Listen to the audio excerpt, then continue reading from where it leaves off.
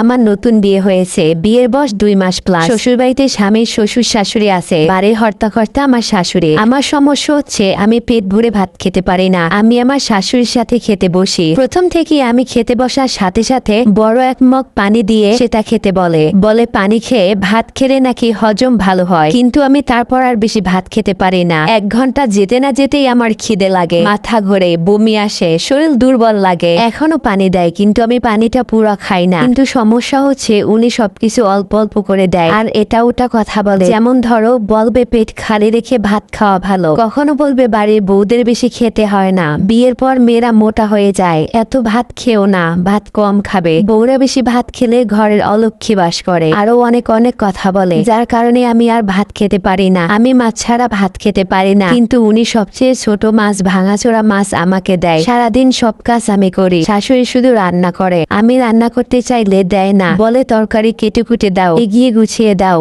আমি রান্না করছি, আস্তে আস্তে ওনাকে আমি যেন শত্রু মনে করছি। আমার শাশুড়ি কখনো বলে না নিজের মতো করে খাও, ছেলে খুব মা ভক্ত। আর আমি আমার স্বামীকে ব্যাপারটা বলতে লজ্জা পাচ্ছি। আমার স্বামী প্রাইমারি স্কুলে চাকরি করে, শাশুড়িকে মা ডাকে, কিন্তু উনি তো আমাকে মেয়ে ভাবে না। আমি এখন কি করব তোমরা বলো তো? কি করলে আমি পেট ভরে কয়টা খেতে পারবো? পরামর্শ দিয়ে সাহায্য করো। ফেসবুক স্ক্রল করতে করতে এই লেখাটা পেলাম, তারপর ভাবলাম আপনাদের সাথে শেয়ার করি। এরকম আসলে এখনকার দিনে সম্ভব হয়তো হইতে পারে, কারণ আনাচে কানাচে অনেক কিছুই ঘটে যায়। তো কি আর বলবো, আপনারা পরামর্শ দিন আসলে কি এই অবস্থায় কি করা যায়। আসলে আমি মাঝে মাঝে ভাবি আমরা এই যে ভিডিওতে তারপর রিলসে শ্বশুর শাশুড়ি ননদ দেব এদের নিয়ে যা সব কথা বলি, এগুলো যদি একবার তারা শুনতো তাহলে আমাদের ইসুপগুলোর বুসি বানাইয়া তারপর খাইয়া ফেলতো। তারপর আবার আরেকটাও ভাবি আসলে যে আমরা সুখে আছি বলে যে সবাই সুখে আছে, ব্যাপারটা কিন্তু এরকম না। তো যাই হোক, কথা বলতে বলতে রান্না তো প্রায় হয়ে গেছে। তো সকালবেলা ঘুম থেকে উঠেই জামাইকে খুদে ভাত রান্না করে তারপর তাকে খাওয়াই অফিসে পাঠাই দিছি। সেটার ভিডিও নেইনি, অত সকালবেলা ভিডিও করতে ভালো লাগছিল না। তারপর আমি আবার 10টার সময় রুটি